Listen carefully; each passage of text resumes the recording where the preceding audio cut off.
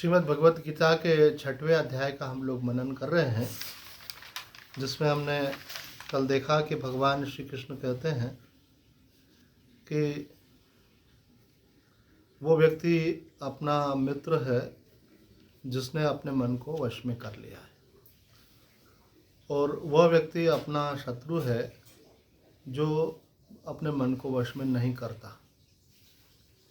तो उसके द्वारा फिर ऐसा आचरण होता है कि वो अपनी ही हानि करने लगता है। उसको मालूम भी होता है कि ये ऐसा करने से मेरी हानि होगी, लेकिन फिर भी वो ऐसा करता है। तो एक प्रकार से ऐसा काम तो दूसरा शत्रु ही करता है हानि पहुंचाने का, पर वो खुद की हानि कर रहा है। तो यहाँ पे स्वामी जी ने एक बात कही कि बड़े आश्चर्य की बात है कि हमको मनुष्य का जो शरीर मिला है वो इसलिए मिला है कि हम जड़ता का त्याग करके चैतन्यता को प्राप्त करें, है ना। शरीर में दो चीज़ें, एक जड़ एक चेतन। चेतन तो आत्मा है और शरीर जड़ है। तो शरीर जड़ है तो फिर चलता फिरता कैसे? तो चैतन्य के प्रभाव से। जैसे मानो भी मेरा चेहरे पे रोशनी दिख रही है, रोशनी क्यों दिख रही है? क्योंकि ट्यूबलाइट ही जल रही है। तो वो रोशनी मेरी अपने चेहरे में से नहीं निकल रही है, बल्कि ट्यूबलाइट का प्रकाश मेरे चेहरे पे पड़ रहा है और वो प्रतिबिंबित हो रहा है, वैसे। तो ऐसे शरीर जो है जड़ है, लेकिन उसको शक्ति किससे प्राप्त हो रही है? आत्मा से, चैतन्यता उससे प्राप्त हो रही है ना। जैसे ट्यूबलाइट जल रही है तो ट्यूबलाइट प्रकाश नहीं देती है, इलेक्ट्रिसिटी उसमें फ्लो हो रही है इसलिए हो रहा है। अगर बिजली का फ्लो बंद हो जाए तो वो प्रकाश नहीं दे सकेगी। शरीर में से जीवात्मा निकल जाता है तो शरीर कैसा हो जाता है? जड़। तो ये अभी भी जड़ ही है, पर वो आत्मा के प्रभाव से चैतन्य है। ऐसे मन का भी है। मन भी जो सोचने की सामर्थ्य है वो मन की खुद की नहीं है, वो आत्मा के शक्ति से मन सोचने की सामर्थ्य को प्राप्त हुआ है। तो यहाँ कह रहे हैं कि भाई हम वास्तव में चैतन्य हैं और हम अपने को जड़ मान बैठे हैं, इसलिए जड़ चेतन की ग्रंथि बन जाती है, और इसी ग्रंथि के कारण मनुष्य का बार बार जन्म होता है। जिसको आप अपना मान लेते हो ना, उसमें फिर आपका मोह हो जाता है। जैसे अब ये भोलेनाथ जी इन्होंने मुझे गिफ्ट किए। तो भोलेनाथ जी को तो कोई गिफ्ट नहीं कर सकता, उनका स्वरूप है, विग्रह प्रतीक है। तो अब मैं अगर मैं इधर उधर हो जाए तो बोलूँगा कहाँ गए मेरे भोलेनाथ जी? क्यों? अब वो मेरे कल तक आपके थे, आज हमारे हो गए ऐसे। तो जिसको मेरा मान लेते हैं उसमें फिर मोह होता है। तो हमारा क्या है, बहुत गलती, आजकल की गलती नहीं, बहुत पुरानी गलती हो रही है, बहुत जन्मों से हो रही है। हम बहुत जन्मों से अपने को क्या मान रहे हैं? एक शरीर। पर पहले समझाने वाला भी कोई नहीं था। मनुष्य शरीर मिलने के पहले जो शरीर थे उसमें जो थे वो थे, वही मानकर जीते थे। भूख लगे तो सोचते थे पीड़ा हो रही है, भोजन मिले। वर्षा हो रही है तो गीले हो रहे हैं तो सोचते थे कि पानी गिर रहा है, परेशान हो रहा है। तो जो भी होता था तो महसूस तो करते थे और लगता था कि हमारे साथ ऐसा हो रहा है, और कोई भगाता था तो डरते थे। तो मनुष्य के अलावा जो जीव होते हैं वो बहुत परेशानियों से गुजरते हैं। बस यही है कि उनकी कोई कोर्ट नहीं जहाँ के जाके वो फरियाद कर सके।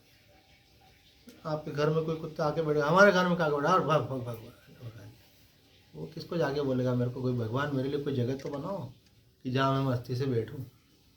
रास्ते में बैठा तो कोई गाड़ी लेके आ जाएगा, अरे बीच में बैठ जाएगी। बगीचे में जाएगा तो वहाँ से भगा देंगे। तिरस्कृत जीवन बेचारा। कहीं खाने के लिए जाए, किसी घर में गुजार है, आगे भगाओ डंडा डालो। हम भूल ही जाते हैं कि वो भी एक जीव है। बिल्ली मौसी को तो रोज दूध पिलाते हो गए, पिलाते हो क्या? नहीं ना। और वो उसका तो भोजन दूध है, और वो आती तो हम बोलते अरे बिल्ली आ गई, दूध नहीं पी जा। तो दूध पीने के लिए आइए, पर वो दूध नहीं पी जा। मतलब दूध कितना महंगा है गुरु जी, कौन पिलाएगा रोज? ठीक है भाई, क्या उससे पूछ लो कि डाइट में और कुछ आता हो तो वो खिला दो। लेकिन ये जीवों की स्थिति ऐसी है, बताओ। और ये जीव कोई और नहीं है, ये जो अभी आत्मा आपके अंदर है ना, उसके कारण सब महसूस हो रहा है। ये आत्मा कभी किस में थी? बिल्ली में, कभी किस में थी? हाथी में, कभी घोड़े में। वो सब बन बन के अपन फिर आखिरी में भगवान को दया आ गई, कब इनको मनुष्य बना। तो मनुष्य में ये योग्यता है कि वो ये जान सकता है कि शरीर अलग है और मैं अलग हूँ। सत्संग से बात समझ में आने लगती है कि आप देखो ना, संसार में आप मेरा जिसको बोलते हो तो मैं बोलने वाला उससे अलग होता है। मेरा मकान मतलब मकान अलग, आप अलग। मेरी बाइक मतलब बाइक अलग, मैं अलग। इसको क्या बोलते हैं, ये पहन रखा है स्वेटर। स्वेटर अलग और मैं अलग। तो ऐसे ही शरीर के लिए बोलते हैं मेरा शरीर, तो इसका मतलब क्या हो गया, शरीर अलग और मैं अलग। अपने कोई बुजुर्ग चले जाते हैं, शरीर त्याग दिया उन्होंने, तो क्या बोलते हैं, हमारे पिताजी ने देह त्याग दिया, देह त्याग हो गया उनका। इसका मतलब है कि उन्होंने पहले धारण कर रखा था, छोड़ दिया। तो अभी भी हमने क्या कर रखा है, जैसे स्वेटर पहन रखा है ना, गीता में भगवान ने बताया, ऐसा हमने मनुष्य शरीर भी धारण कर रखा है। वासांस जीर्णानि यथा विहाय नवानि गृह्णाति नरोपराणि तथा शरीराणि विहाय जीर्णानि अन्यान्य संयाति नवानि देहि। गीता में भगवान कहते हैं जैसे मनुष्य वस्त्र मैले हो जाते हैं तो अथवा फट जाते हैं तो बदल के दूसरे धारण कर लेता है, ऐसे ही ये जीव जो है ये शरीर को धारण कर रखा है। एक समय आने पर वो जीर्ण होता है तो त्याग कर देता है। तो बोले कई लोग तो कम उम्र में चले जाते हैं, तो कोई ड्रेस लंबी चलती है वो दिनों तक नहीं फटती, कोई जल्दी फट जाती है। इसका मतलब है कि उनकी आयु कम थे, वो आए दुनिया में कम पीरियड के लिए। जो कम पीरियड के लिए आता है वो जल्दी चला जाता है। कुछ लोग बोलते हैं हम जाएं, तो भगवान बोलते हैं रुको, अभी तुम्हारी उम्र 90 साल की है, अभी नहीं जाने देंगे। और कोई बोलते हैं कि हम जीना चाहते हैं, अभी हमारी उम्र ही क्या है, भगवान बोलता नहीं, अब तुमको दूसरा शरीर मिलेगा, ये वाला इतने समय के लिए मिला था। वो ऋणानुबंध रहता है। जो बच्चा किसी घर में पैदा हुआ उस माता पिता के साथ उसका लेना देना मानो 10 साल का ही लिखा था, तो 10 साल तक वो उनके साथ रहेगा। का समय पूरा हो जाएगा तो चला जाएगा, लेना देना पूरा हो गया चला गया। कई कई कई घरों में बीमार बच्चे पैदा होते हैं, हमेशा बिस्तर पे रहते हैं, ऐसे खूब उस पर पैसा खर्च करते रहते हैं। अपना हिसाब जैसे पूरा हुआ उनका जो लेना था चले जाता है, वो देह छोड़ दिया उन्होंने। अब आगे जहाँ उनका हिसाब किताब उस हिसाब से। तो ये सब लेने देने का हिसाब किताब है, इसलिए सुख दुख का भोग हो रहा है। तो यहाँ कह रहे हैं कि भाई स्वामी जी की ये मनुष्य शरीर हमको किस लिए मिला है, कि बड़े बड़े आश्चर्य की बात है कि मानव देह हमको शरीर जड़ता का सर्वथा त्याग करने के लिए और चिन्मयता की प्राप्ति के लिए मिला है। इस बात को शास्त्रों में कई प्रकार से बोला है, यहाँ पे स्वामी जी अपने शब्दों में बोल रहे हैं कि जड़ता का त्याग करके चिन्मयता को प्राप्त होने के लिए हमको मानव देह की प्राप्ति हुई है। मरने के बाद भी पर लेकिन आश्चर्य की बात है, कई लोग क्या सोचते हैं कि मैं शरीर हूँ, चलो ठीक है गलती कर लिया आपने, सत्संग में करा तो गलती ठीक हो जाना है। सत्संग सुन रहे हैं उसके बाद में भी क्या करते हैं, शरीर में से मोहनी निकालते हैं। उसके बाद में भी बोलते हैं कि एक सत्संग में जाने वाला आदमी बोले कि जब मेरा उठावना होगा तो कितने लोग आएंगे उसके अंदर। अब जीते जी बोल रहा है, तो कम से कम फोटो तो एक अच्छा बनवा के रखो उठाव में रखने के लिए, है ना। तो सब फोटो ऐसे कुछ तो भी हैं, ऐसे अकेले वाला सिंगल वाला होना चाहिए, तो बोले ग्रुप वाला नहीं होना चाहिए। तो उनको मरने के बाद की अपनी चिंता, और ये लोग देखेंगे मेरे को, अरे तुम तो निकल गए भैया, शरीर तो जल गया आपका, उसके बाद की भी प्लान। कई कई लोगों का तो ऐसा रहता है, एक जगह मैंने देखा उनका परंपरा थी समाधि देने की, तो उन्होंने समाधि पहले से बना के रखी थी। तो मैंने बोला ये किसकी है, बोले हमारे दादा गुरु जी की समाधि है। कही है, बोले गुरु जी की है। और मैंने कहा एक और ये बनी हुई है, बोले ये खाली है ये, बोले हम बीमार रह रहे हैं ना, ये हमारी कर दी। तो मैंने बोला वो तो शिष्य कर देंगे ना, बोले नालायकों का भरोसा नहीं है बोला बोला हमारे माँ बाप के लिए तो हम लायक थे तो हमने अच्छे से कर दिया हमारे बच्चों का भरोसा है, खुद की तैयारी पहले ही करके रखी उन्होंने। मंदसौर में सच घटना है, मंदसौर में देखा मैंने ऐसा।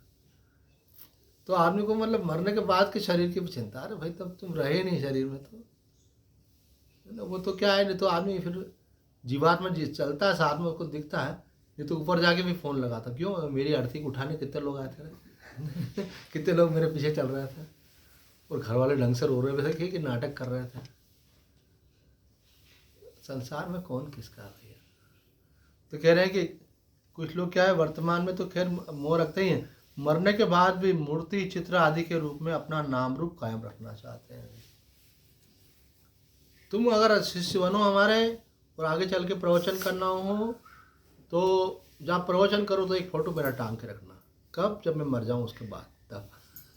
अरे भाई, तुम जिंदा जीते जी भी आप ये नहीं हो, तो मरने के बाद भी आप अपना फोटो लगवाना चाह रहे हो, इसका मतलब आपका मोह वहाँ तक है। तो यहाँ स्वामी जी बोल रहे हैं कि वर्तमान में तथा मरने के बाद भी मूर्ति, चित्र आदि के रूप में अपना नाम रूप कायम रखना चाहते हैं। इस तरह जड़ता को महत्व देकर उसको कायम रखना चाहते हैं। ये जड़ता की दास्ता है, जड़ता की गुलामी है ना, उसके मोह में पड़ गए हैं। स्वामी जी कहते हैं तात्पर्य यह है कि कोई भी मनुष्य दृष्टि से अपने साथ शत्रुता का व्यवहार नहीं करता। कोई भी मनुष्य हो, आप समझदार है, कोई भी व्यक्ति अपने साथ शत्रुता नहीं करता, लेकिन शरीर को मैं मानना, शरीर को मेरा मानना और शरीर को मेरे लिए मानना, ये एक प्रकार से शत्रुता ही है। जब आप शरीर को मैं मानते हो तो आप अपने दुश्मन बन जाते हो। क्यों? फिर आपको लगता है मैं बीमार नहीं हो जाऊँ, अब कोरोना का तीसरी लहर आ सकती है, बहुत खतरनाक, हमें डर लगेगा आपको। क्यों? कि आप शरीर हो, जो शरीर है वो बीमार हो सकता है और आत्मा तो बीमार होते नहीं है। फिर आपको ये भी डर लगेगा कि मेरा बुढ़ापा आ जाएगा तो मेरी कोई सेवा करेगा कि नहीं करेगा। आजकल तो ज़माना ऐसा हो गया, कोई सेवा ही नहीं करता है, तो बुढ़ापे का भी डर लगेगा। ओ फिर मरने का भी डर लगता है आदमी को, है ना। अरे मैं मर नहीं जाऊँ भाई, जब जाना टाइम आएगा तो जाना ही पड़ता है, उसमें क्या। पर आदमी उसके लिए तैयारी नहीं होती है मन की, मैं मरना नहीं चाहता। भले शरीर में रोग भी हो जाएगा ना, तो ठीक होना चाहेगा, पर ये नहीं चाहेगा कि मैं शरीर छूट जाए। अब जिसको बहुत दिनों से लगातार रोग है और संभावना ख़त्म सी हो गई है ठीक होने की, वो भले बोले कि भगवान कब उठाएगा, तो भगवान बोले पर अपना कार्यक्रम पूरा होने तो दें, जो हिसाब किताब तो पूरा होने दे, उसके बाद उठाएंगे।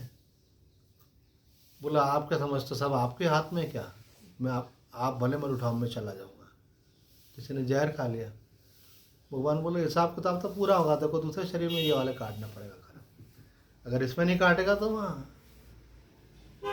कर्म का हिसाब तो देना ही पड़ता, पाई पाई रहती। कोई गलत किया है, किसी को तकलीफ दी थी, तो आज अपने को तकलीफ हो रही है। तो इसलिए व्यक्ति को बड़ा सावधान रहना चाहिए, किसी को कोई कष्ट नहीं देना चाहिए। इसलिए अहिंसा को धर्म में सबसे ऊपर ही रखा गया है, अहिंसा परमो धर्म। तो आप अगर अहिंसा का व्यवहार करते हो तो किसी दूसरे का थोड़ी भलाई करते हो, किसकी भलाई करते हो? अपनी। क्योंकि जो आज कर रहे हो कल वो भोगना पड़ता है। आपने देखा होगा कोई कोई लोग बोलते हैं मैंने किसी का कुछ बिगाड़ा नहीं, फिर भगवान मेरे को क्यों तकलीफ दे रहा है। अरे भाई आपको याद थोड़ी रहता है, पिछले जन्म का याद है क्या, कहाँ पे जन्म लिया था, क्या किया था, कुछ भी याद नहीं। तो वो वाला जो अपन ने किया था वो आज मिल रहा है। अच्छे कर्म करके आया तो अच्छी मम्मी मिली, अच्छे पापा मिले, इतने प्यार से रखते हैं तुमको। और अगर ख़राब कर्म किए होते तो मम्मी पापा ऐसे मिलते, आते से टुकाई पिटाई शुरू कर देते। ऐसे तो कोई माता पिता करता नहीं है, सबका लाड़ होता है। और प्रारब्ध की पिटाई तो होती है, आदमी कोई बीमार है, माता पिता भी कुछ नहीं कर पाते। छोटे से बचपन से गोदी के बच्चे में बीमारियां होती हैं। तो ये क्या पूरे जन्म का अपना भोग रहता है। यहाँ स्वामी जी कह रहे हैं कि आपने अपने को शरीर माना तो आपको बीमारी का, बुढ़ापे का, मृत्यु का, सबका भय सताएगा। चलो शरीर को मैं मत मानो, मेरा मान लो। मेरा मानोगे तो उसमें मोह हो जाएगा, तो सारा दुख फिर होगा। शरीर को मेरा मानोगे तो भी दुख होगा, और शरीर के संबंधियों को मेरा मानोगे तो भी दुख भोगना पड़ेगा। मैं एक बार दिल्ली गया था तो एक व्यक्ति मुझे बोले कि स्वामी जी आपको थोड़ा डिस्टर्ब तो हो रहा होगा। मैंने कहा हाँ हो रहा था, मैं बोलने वाला था आपको। उनके घर के कमरे में से चिल्लाने की आवाज़ आ रही थी, तो मैं पूछने वाला था भाई क्या बात है। बोले मेरी बिटिया है, इसका मानसिक संतुलन बिगड़ गया है, तो इसको हम ऐसा नहीं रख सकते, नहीं तो सामान वामान फेंकने लगे, कमरे में रखना पड़ता है इसको। तो स्वामी जी जब ये रोती है, चिल्लाती है, तो मेरे को बहुत तकलीफ होती है अंदर, स्वाभाविक है, पिता है। तो स्वामी जी क्या ये मेरी खराब किस्मत है क्या, इसके कारण से ऐसा हुआ? मैंने कहा कि शास्त्र के हिसाब से देखा जाए तो एक आपकी किस्मत नहीं है, बच्ची की किस्मत है, मतलब उसका भाग्य, उसका प्रारब्ध है। आपको जो कष्ट हो रहा है ये अज्ञान के कारण हो रहा है। क्या आप उसको मेरा मानते हो इसलिए हो रहा है। संसार में कितने लोगों को हम तकलीफ में देखते देखते थोड़ी देर के लिए संवेदना होती है, आगे बढ़ जाते हैं, प्रभावित नहीं होते हैं। अब यही पड़ोस के घर में हो जाए किसी को कुछ तो बन बोलेगा, अरे इनके घर कोई पागल है, चिल्लाता रहता है, ध्यान भी नहीं देंगे आप पार्टी शार्टी भी करेंगे, खाएंगे पिएंगे भी, मस्ती भी करेंगे, शादियाँ भी होंगी, सब कुछ करेंगे, जबकि कभी कभी आवाज़ें आती भी होंगी तो आप ध्यान नहीं देंगे। धीरे धीरे तो आदमी फिर ध्यान देना ही छोड़ देता है। पहले पहले थोड़ा ध्यान जाता है और दूसरा कोई ध्यान, एक ही घर में गया तो वो मुझे बोले आप ध्यान ही मत दो, हम भी ध्यान नहीं देते। ये दूसरा केस है, ऐसा मतलब उनके यहाँ दूसरी समस्या थी। तो कहने का अभिप्राय है कि आप जब उनको मेरा मानते हो तो दुख होता है आपको। कितनी बड़ी दुनिया है बताओ, 125 करोड़ से भी ज़्यादा होंगे अपने भारत की संख्या, तो दुनिया कितनी ज़्यादा होगी। हमको संसार के सब लोगों का दुख थोड़ी होता है, हमको दुख किसका होता है, जिसको हम मेरा मानते हैं। तो ये हमारी दुनिया है और वो भगवान की दुनिया, दो दुनिया होती है। आपको मालूम नहीं होगा, दो दुनिया होती है। एक दुनिया कौन सी, जो भगवान ने बनाई, और एक दुनिया कौन सी, हमारी। ये मेरे मम्मी हैं, मेरे पापा हैं, मेरे भाई हैं, मेरे बहन हैं, मेरे चाचा हैं, चाची हैं, ये हमारी दुनिया। तो जिसको आप मेरा मानोगे उसका सुख दुख आपको भी आपेगा। तो बोले वो तो है ही, तो मानना पड़ेगा। वो है ही नहीं, आपने अपने को शरीर मान लिया, इसलिए फिर वो संबंधियों को मेरा मानते हैं। तो स्वामी जी बोल रहे हैं कि मनुष्य अपना शत्रु कब बनता है, सबसे पहले वो ऐसा शत्रु तब बनता जब ये मानता कि ये मैं हूँ, ये मैं नहीं हूँ, ये शरीर है और मैं क्या हूँ, मैं आत्मा हूँ, मैं शरीर नहीं हूँ। इसको मैं माना तो तकलीफ शुरू हुई, और इसके संबंधियों को मेरा माना तो तकलीफ शुरू हुई, और फिर शरीर को और शरीर के संबंधियों को और वस्तुओं को मेरे लिए मान लिया। बोले मकान मेरे लिए है, गाड़ी मेरे लिए है, पैसा मेरे लिए है। अब मेरे लिए मान लिया तो उसमें उससे सुख लेना चाहता। तो नियम तो यही है कि जहाँ से सुख आता वहीं से दुख आता है। आदमी सुख के लिए धन संग्रह करता है, सुख के लिए शादी करता है, सुख के लिए मकान बनाता है, सुख के लिए सब दूसरे सब साधन करता है, लेकिन वही सब चीज़ें जब वो भोग नहीं कर पाता उसका, अथवा वो उसके हाथ से बाहर निकल जाती है, जब उनके साथ उसका संबंध टूट जाता, तो वही सब चीज़ें उसको दुख देती हैं। कितना दुख देती है, जितना उसकी उसमें सुखासक्ति होती है उतना ही उसमें फिर उसको दुख का अनुभव होता है। तो 3 बातें याद रखो, है ना, ये पक्की याद रखना। कौन कौन सी, कि शरीर में नहीं हूँ, शरीर मेरा नहीं है, और शरीर मेरे लिए नहीं है। ये 3 बातें आपने पक्की कर ली तो आप अपने शत्रु नहीं हो बल्कि मित्र, ऐसा स्वामी जी कहते हैं। क्यों, फिर आपको दुखाने वाली कोई चीज़ नहीं रह जाएगी। कोई चीज़ है आप वापर रहे भगवान के समझ करके चली गई, तो बोले भगवान की थी, जब तक देना चाहते थे दिया, जब लेना चाहते थे ले लिया। संसार के जो संबंधी है वो मेरे नहीं है, भगवान के हैं। या आपकी बिटिया का, बोले नहीं मेरे नहीं है, भगवान की है। हमको तो सेवा के लिए दिए, हम सेवा कर रहे हैं, कर्तव्य पालन कर रहे हैं। तो भगवान का मानेंगे तो दिक्कत नहीं है, और अपना मानेंगे तो दिक्कत है। और एक प्रकार से स्वामी जी कह रहे हैं ये बेईमानी भी है। दूसरे की चीज़ को अपना मानना क्या होता है, बेईमानी होता है। तो ये सब जब संसार है भगवान का, तो भगवान के संसार को अब आप अपना मान रहे हो तो यार क्या हो जाएगा, बेईमानी हो जाएगी। आपकी वस्तु है, आपने हमारे जीवन चलाने के लिए दिया, वापर है, जब चाहोगे आप ले लोगे, है ना। अब मानो मैं वृंदावन चले जाऊं और मेरे पास कोई चीज़ है, मैं सोचूं भाई इधर उधर नहीं हो जाए, तो आपके पास रख दी मैंने, तो आने के बाद लूँगा तो आपको बुरा लगेगा क्या, नहीं लगना चाहिए। भाई आपकी चीज़ है, आपको वापस। तो संसार में जो कुछ भी किसका दिया हुआ है, प्रभु का दिया हुआ है। तो प्रभु का दिया हुआ है तो प्रभु का समझ करके अपन माप रहे हैं उसको। लेकिन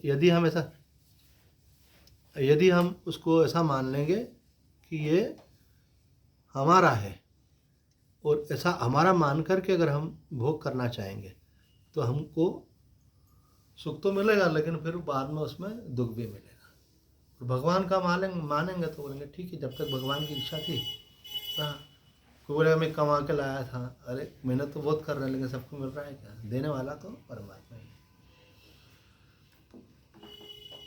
आगे के श्लोक में भगवान कह रहे हैं, जितात्मानः प्रशांतस्य परमात्मा समाहित शीतोष्ण सुख दुखेषु तथा मानापमानयो।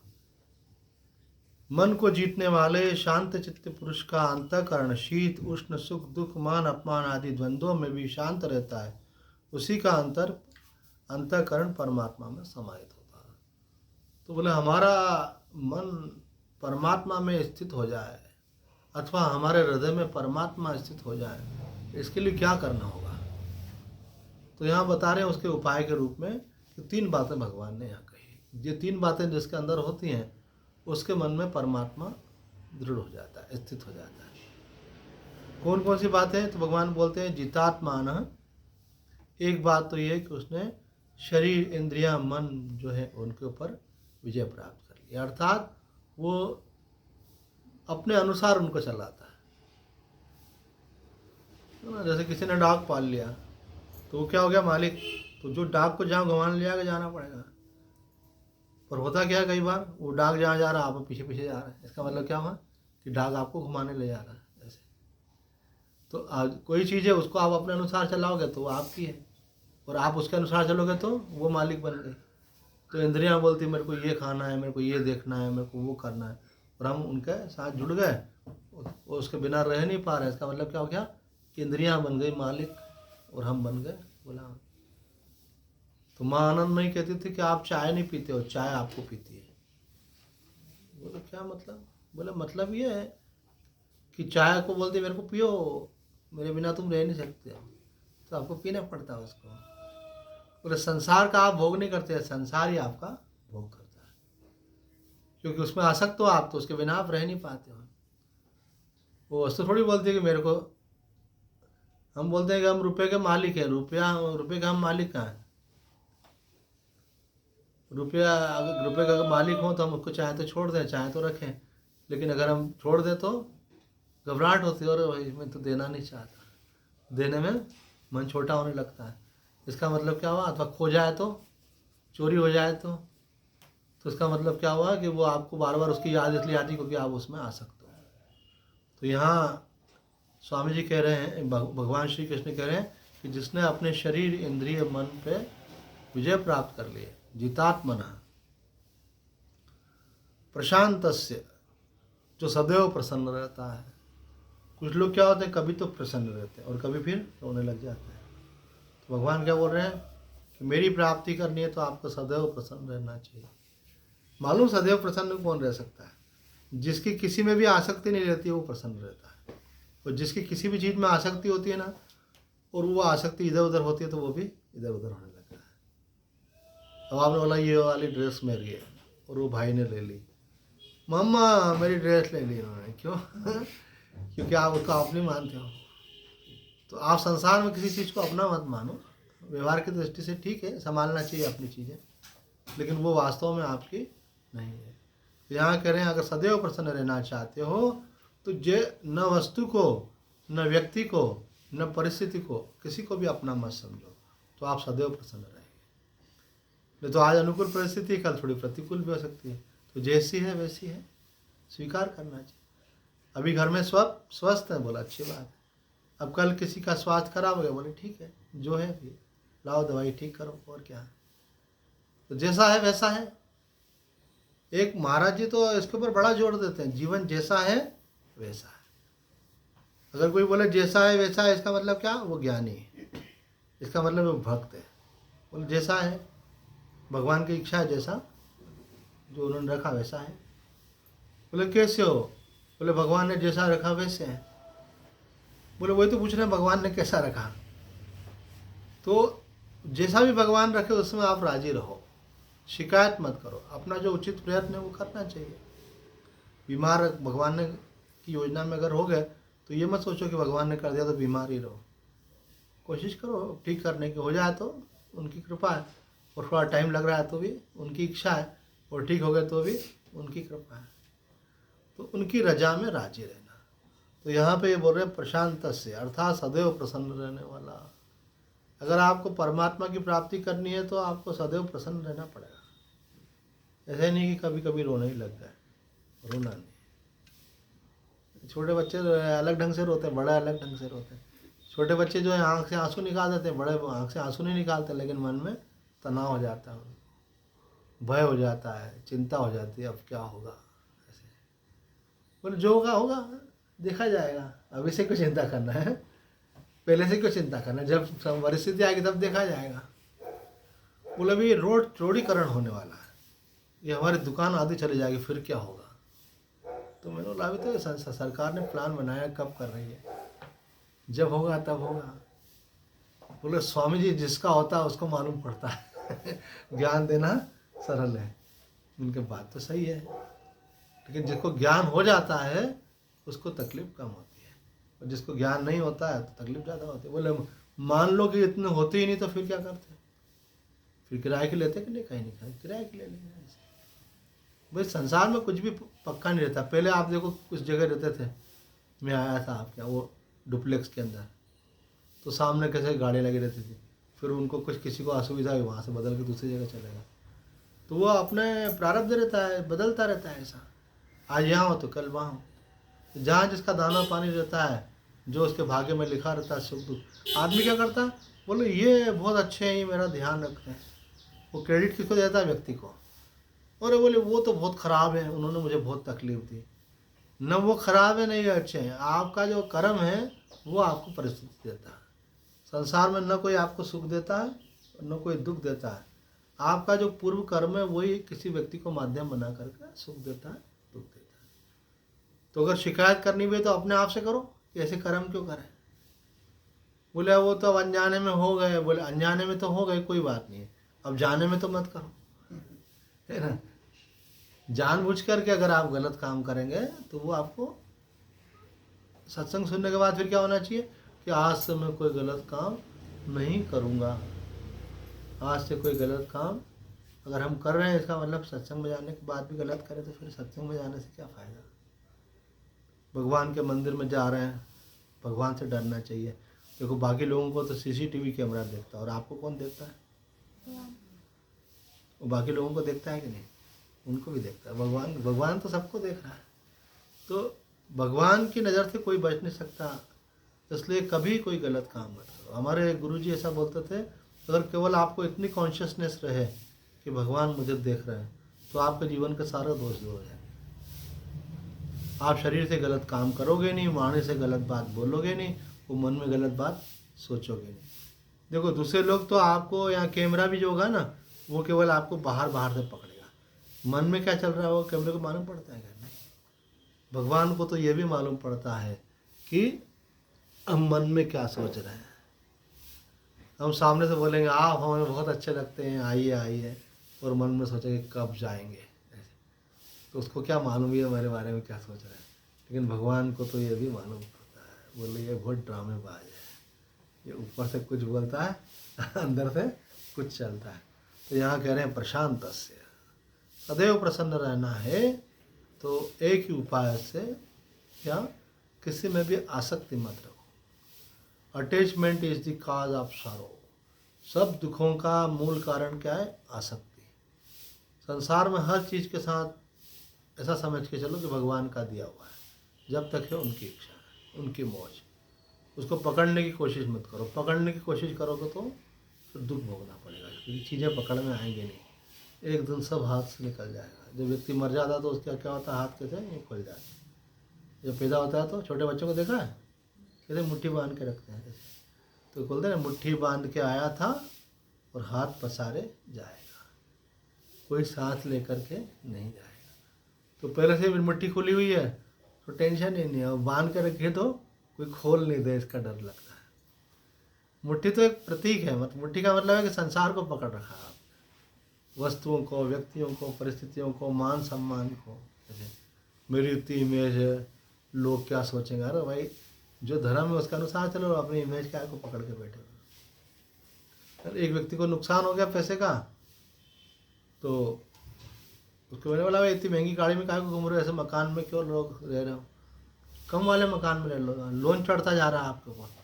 अरे छोटा मकान तो मैं ले लूँ, गाड़ी तो मैं छोटी ले लूँ, लेकिन लोग क्या कहेंगे, लोग बोलेंगे अरे देखो क्या हो गया इनको।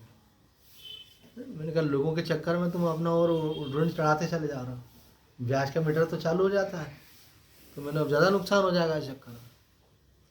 एक व्यक्ति को मैंने देखा, उनके पास कार थी, बोले स्वामी जी मैंने कार इसीलिए रखी हुई है कि ताकि लोग मेरे को लोन दें, है ना। अगर मैं कार नहीं रखूँगा तो लोग बोलेंगे इसके बाद कुछ है ही नहीं, इसको कौन लोन देगा। लोग दिखावा करके ऐसा दोहरा व्यवहार करते हैं, फिर और अधिक संकट बढ़ाते हैं अपना। होना क्या चाहिए, जो भी परिस्थिति है उसमें राजी रहो। यहाँ कह रहे हैं प्रशांतस्य परमात्मा समाहित शीतोष्ण सुख दुखेशु तथा मानापमान। शीत और उष्ण में, सुख और दुख में, मान और अपमान में सम रहना। देखो 3 चीज़ें, शीत उष्ण किसको होता है, शरीर को। सुख दुख किसको होता है, मन को। और मान अपमान किसका होता है, बुद्धि का। इसलिए एक से एक सूक्ष्म है। शरीर की अनुकूल प्रतिकूलता जो है आदमी सहन कर लेता है, थोड़ी बहुत हो तो, लेकिन कोई बात ऐसी होती है जो मन से जुड़ी हुई होती है। तो मन का सुख दुख जो है उससे सूक्ष्म है। भगवान कह रहे हैं मन के सुख दुख में भी सम रहो, सदा एक तरीका नहीं चलता है। मन में जिन बातों में मोह होता है वो चीज़ें मिले तो सुख मिलता है, और अगर वो चीज़ें बिगड़े तो दुख होता है। और मान अपमान का संबंध किससे है, बुद्धि से, ये सूक्ष्म है सबसे। तो युग पुरुष स्वामी परमानंद जी महाराज कहते हैं कि सबसे सूक्ष्म जो है वो है मान अपमान। तो किसी को धन की हानि हो जाए, किसी के शरीर बिगड़ जाए तो भी उतना तकलीफ नहीं होती है, लेकिन किसी ने अपमान कर दिया तो बहुत दुख होता है। बोले मुझे मेरी इंसल्ट कर दी, मेरे को साथ अपशब्द बोलेगी। हमारी माता जी बचपन में हमको बोलती थी, जैसे हम भाई बहन कभी झगड़ा करें ना ऐसे, तो मैं अपने भाई की शिकायत करूँगा ऐसे कि भाई ने मुझे ऐसा बोल दिया, तो हमारी माता जी बोलती थी कहाँ लग गया तेरे को, दिखा। ने बोला बुद्धू है ये, बोले कहाँ लगा तेरे को, दिखा। एक तो ये बोलती थी, और दूसरा बोलती थी कि किसी ने कुछ आपको वस्तु दी और अगर आपने नहीं ली तो किसके पास रहेगी, जिसने दी उसके पास। तो बोले उसने तेरे को बोला तो तू ले ही मत, तो तेरा तुझको, है ना। अपन कभी कभी बोल देते ना सेम टू यू, कोई बोले तू बुद्धू है तो कहना सेम टू यू, है ना, तुम्हारा तुमको वापस। तो ऐसे ही बोलने में सरल लगता है, लेकिन समाज में अपन रहते हैं, लोगों के बीच में रहते हैं, कोई अपमान कर दें तो अपमान करें तो अपन मानते हैं तो लगता है अपन मानो ही मत ना, ऐसा कि मेरा ऐसा किया। ये आप सोचते हो कि इसको ऐसा नहीं बोलना चाहिए था, अब उसने बोल दिया, अब आपने लिया ही नहीं तो आप अप्रभावित रहेंगे। तो यहाँ पे भगवान श्री कृष्ण कह रहे हैं कि शीत उष्ण सुख दुख और मान अपमान में जो सम रहता है, जो सदैव प्रसन्न रहता है, जिसका अपने इंद्रियों पर, मन पर, बुद्धि पर नियंत्रण है, उनको अपने अनुसार चलाता है। ना कभी कभी मन होता चलो आज सत्संग सुन लो, स्वामी जी क्या बोल रहे हैं। बोले रोज़ क्यों नहीं सुनते हो भैया, कहाँ चले जाते हो। बोले थोड़ा बिजी था मैं। बोले भाई संसार के काम तो चलते रहेंगे, तो लेकिन सत्संग मत छोड़ो। क्यों, सत्संग सुनोगे तो फिर अंदर मनन होगा, उसका मनन होगा तो फिर वही चीज़ सोचने में आने वाली चीज़ जो है व्यवहार में आती है। हमारे वेदांत शास्त्र में कहते हैं श्रवण मनन निधिध्यासन, लेकिन एक सत्संग में ये नहीं बोलते, वो बोलते हैं श्रवण मनन और रहनी। बोले जैसे आप सुनोगे, जैसा आप सोचोगे फिर वैसा जीवन हो जाएगा आपका। मैंने कहा बात तो अच्छी बोल रहे हैं व्यवहार की दृष्टि से। तो यहाँ पे शंकराचार्य जी महाराज कह रहे हैं कि जो प्रशांत है अर्थात सदैव प्रसन्न रहता है, और जो मान अपमान में सम है अर्थात जो पूजा और तिरस्कार में भी सम है, और परमात्मा में समाहित है अर्थात परमात्मा को जिसने प्राप्त कर लिया है, अर्थात उसका दूसरा अर्थ क्या है, जो साक्षात आत्मभाव से विद्यमान है। तो परमात्मा में स्थित होना अथवा परमात्मा का अपने हृदय में स्थित होना, इसका सूक्ष्म अर्थ क्या है आप समझे इसको। परमात्मा कहाँ है, कहाँ रहते बताओ, कॉलोनी का नाम परमात्मा, कण कण में देखो। परमात्मा सर्वत्र है। जो परमात्मा सर्वत्र है उसमें स्थित होने का मतलब क्या, वो तो वैसे भी था अंदर बाहर, आप तो पहले भी स्थित थे। और परमात्मा के सबसे निकट रूप में जो अनुभूति है अपने होने के रूप में, आपको लगता है ना मैं हूँ, तो वो आपकी चेतना के रूप में परमात्मा ही है, वहाँ शुद्ध चेतना के रूप में। तो अपने आत्मा में स्थित रहने का नाम परमात्मा में स्थित होना है। अभी हम कहाँ रहते हैं स्थित, आत्मा में नहीं रहते, हम किस में स्थित हो जाते हैं, मन में। तो मन का सुख दुख प्रभावित करता है। देखो जहाँ बैठोगे वहाँ का वातावरण प्रभावित करेगा। अगर किसी कमरे में हीटर चल रहा है और आप वहाँ बैठे हो तो आपको ठंड लगेगी क्या, नहीं लगेगी। किसी कमरे में खिड़कियाँ खुली हुई, हीटर भी नहीं लगा हुआ, वहाँ बैठोगे तो ठंड लगेगी। तो जहाँ बैठोगे वहाँ का प्रभाव होगा आपके ऊपर। तो आप शरीर में बैठे हो तो शरीर की चीज़ें आपको प्रभावित करेंगी। आप मन में बैठे हो तो मन की चीज़ें प्रभावित करेंगे। अगर आप आत्मा में बैठे हो तो सबसे बढ़िया सेफेस्ट जोन कौन सा है? जहाँ आत्मा में रहना। वहाँ न कोई सुख है, न दुख है, न मेरा है, न तेरा है, न अपना है, न पराया है, न जीवन है, न मृत्यु है। तो आत्मा में बैठना कैसे? आत्मा तो आप हो ही, भूल से आप मन में बैठ जाते हो, तन में बैठ जाते हो। आपको मालूम ही नहीं है कि मैं आत्मा हूँ। शास्त्र बताता है कि भाई आप आत्मा हो, तो मालूम पड़ गया। मालूम तो पड़ गया, पर उसमें बैठोगे तो सही। बोले बैठे कैसे? ये स्मृति रखना, आत्मस्मृति। अर्जुन से भगवान श्री कृष्ण ने पूछा, अर्जुन मुझे तुम्हें उपदेश किया तो तुम्हारा समाधान हुआ कि नहीं? तो अर्जुन बोलता है, नष्टो मोह स्मृतिर्लब्ध्वा त्वत्प्रसादान मयाच्युत। हे प्रभु, आपकी कृपा से मुझे स्मृति हो गई क्या कि मैं आत्मा हूँ, और इसके कारण से क्या होगा? मेरा मोह चला गया। अब मुझे कोई भय नहीं है, कोई चिंता नहीं है। करिष्ये वचनम तव, जो आप बोलेंगे अभी शरीर उसका पालन करेगा। पहले मोह में आ गए थे तो मोह उनका चला गया। तो यहाँ कह रहे हैं परमात्मा में समाहित होने का मतलब है निरंतर आत्मभाव में रहना, कि उस शुद्ध चेतना में रहना। उसको आत्मा कहो, परमात्मा कहो, शुद्ध चेतना कहो, तत्व कहो, उसमें स्थित रहना। उड़िया बाबा जी कह रहे हैं, जितात्मान अर्थात जिसने कर्मेंद्रियां, ज्ञानेंद्रियां और अंतःकरण का जो संघात रूप शरीर है उसको जीत लिया। कई लोग क्या डोलते ही रहते हैं तो उधर, इसका मतलब उनको कर्मेंद्रियों का संयम नहीं है। कई लोग कुछ देखते ही रहते हैं, कई लोग कुछ सुनते ही रहते हैं, कई लोग बोलते ही रहते हैं। कई लोगों को बोलने की बहुत आदत रहती है। ये बोलने की आदत जो है बुढ़ापे में बहुत तकलीफ देती है। क्या आप कोई कुछ कर रहा है ना, आप उसको टोका टाकी करो, उसको बुरा लगता है। किसी का मीन में निकालो, बिना पूछे सलाह देते रहो, तो फिर वो क्या है, उससे परेशान हो जाते हैं। और जो नहीं बोलता है ना, तो उससे निभाना बहुत अच्छा रहता है। लेकिन जो ज़्यादा बोलता है तो अब आदत पड़ गई किसी को। बोले गलत होता हुआ मैं नहीं देख सकता हूँ, पर जो गलत कर रहे हैं वो आपकी बात सुनना चाहते हैं क्या? बोलो नहीं।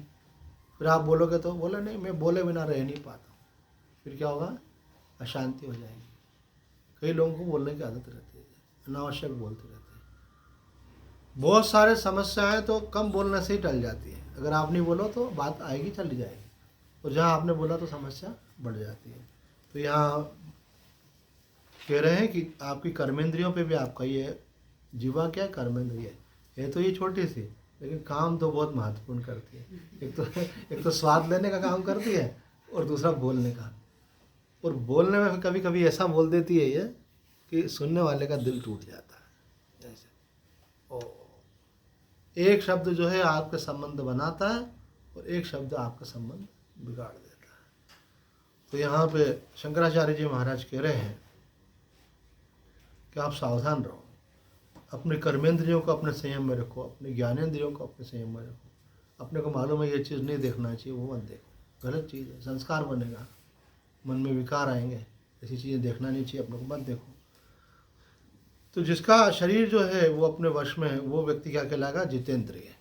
और दूसरी बात भगवान की प्रशांतस्य, अर्थात अध्यस्त। यहाँ भी बड़ा ज्ञान का अर्थ क्या है बुढ़िया बाबा ने? अध्यस्त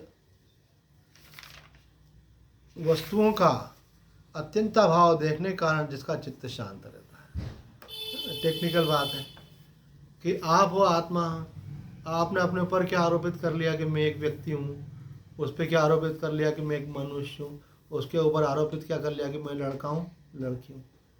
ना आप लड़का हो, ना लड़की हो, ना आप मनुष्य हो, ना आप जीव हो, फिर आप कौन हो? शाबाश, बहुत अच्छे। तो आप हो आत्मा। तो आपने जब ये आरोप अपने ऊपर क्या उपाधियां लाद दी है, तो बोल रहे ये जो अध्यस्त है इसको जब हटा दोगे आप, तो आपका चित्त शांत हो जाएगा। सारी समस्याएं तो उनके कारण ही हो रही है ना। तो हटा देने का मतलब ये नहीं है कि शरीर को उठा के कहीं रख देना। हटाने का मतलब ये कि ये मैं नहीं हूँ, ये मेरा नहीं है। छोटी सी दो बातें हो रही, वो भी बोलते थे। परमात्मा समाहिता का अर्थ किया है डिया बाबा जी ने, उसके हृदय में परमात्मा स्थिर हो जाता है। किसके हृदय में परमात्मा स्थिर हो जाता है? उसके हृदय में परमात्मा स्थिर हो जाता है जिसने अपनी इंद्रियों पर संयम कर लिया है, और जो निरंतर आत्मभाव में बना रहता है। और चौथी बात कहते हैं विपरीत प्रत्यय अर्थात अनात्मा में आत्मबुद्धि अभ्यास से दूर होती है, तभी जीता आत्मा होता है। अभी पूरे श्लोक का एक साथ अर्थ करते हुए बोल रहे हैं कि आपने अनात्मा में आत्मबुद्धि कर ली, अर्थात शरीर है अनात्मा और आप हो आत्मा। लेकिन आपने क्या बोल दिया कि मैं शरीर हूँ, तो अपना मैं किस में डाल दिया? शरीर में। मेरा मन, मतलब आप अपने को मन मान रहे हैं, तो आपने मैं किस में डाल दिया? मन में। तो न मैं मन हूँ न मैं तन हूँ, भूल से हमने को यह मान लिया, उसको छोड़ दो। तो कह रहे हैं विपरीत प्रत्यय अर्थात अनात्मा में आत्मबुद्धि को अभ्यास से दूर करो, तभी आप जीता आत्मा हो सकते हो, तभी आपका अपने इंद्रियों पर जो है कमांड हो सकेगा।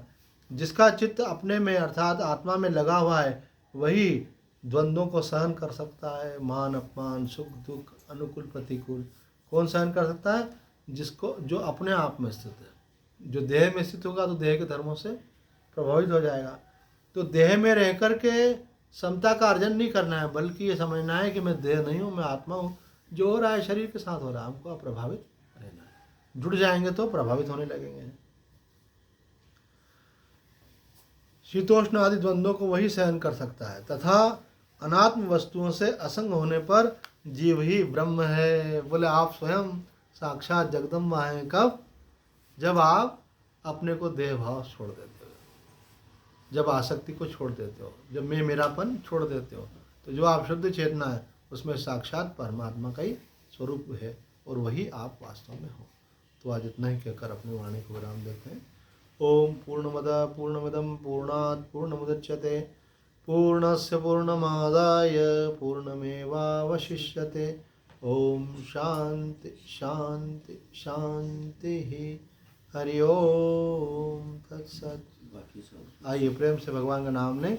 श्रीमन नारायण नारायण नारायण, श्रीमन नारायण नारायण नारायण, भजमन नारायण नारायण नारायण, भजमन नारायण नारायण नारायण। ओम नमः शिवाय ओम नमः शिवाय ओम नमः शिवाय ओम नमः शिवाय ओम नमः शिवाय ओम नमः शिवाय ओम नमः शिवाय ओम नमः शिवाय ओम नमः शिवाय ओम नमः शिवाय ओम नमः शिवाय ओम नमः शिवाय ओम नमः शिवाय ओम नमः शिवाय ओम नमः शिवाय ओम नमः शिवाय। महाकालेश्वर भगवान की जय। हर हर महादेव।